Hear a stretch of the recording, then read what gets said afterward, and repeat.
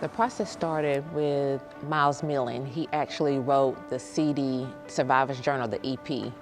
And I used to listen to it all the time. I reached out to Miles to see if it would be okay to bring it to the stage. And that's how we started. And we just went through different ways of trying to get the whole story on stage as far as helping others and making sure we bring awareness to different things. So I'm actually the writer of the Survivor's Journal EP. And it's about 6 songs that I wrote and recorded with my group called New Movement. We released that EP in 2015. So it's been out about 4 years. Shova came to me about creating a stage play based off of that. My favorite scene of the Survivor's Journal stage play would have to be my personal story, which is talking about my brother's murder and how I survived that, you know, the depression and the stuff that I went through after his murder.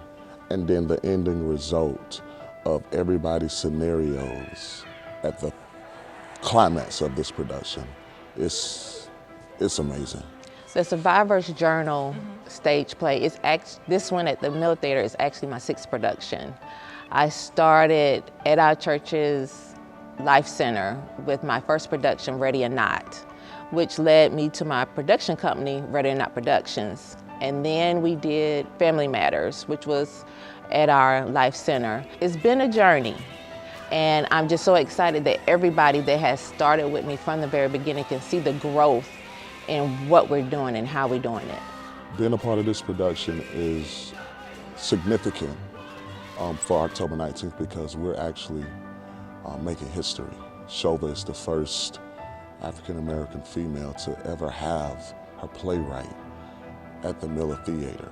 I didn't really even think about it. I just assumed that somebody else done it before me. But of course, my director, Stuart Brooks, who's also my manager, he said, let's look into it because he didn't remember any African-American women bringing stage plays here.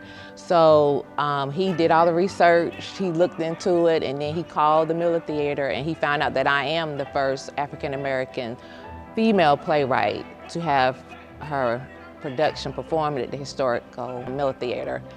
And when he texted me, I just got overwhelmed. I got emotional, very overwhelmed because I feel like this is a huge accomplishment, you know, at this time for African-American women. So it's not for me, it's all African-American women that's out there just thinking maybe they can do something, but I hope this is encouragement to them to just do it. If it's gonna be your first time attending this production, all I can say is be prepared for an emotional roller coaster, because you're gonna laugh, you're definitely gonna cry, you're definitely gonna laugh. It's gonna cause you to look at yourself and kind of make some self-observations about some things you may need to change, you may need to deal with to become better, so that whatever you're facing in your life, the ultimate end result will be, I can survive. Since in the play we do deal with mental illness, abuse, addiction, I'm hoping that we get rid of that stigma about, you know, what goes on in this house stays in this house.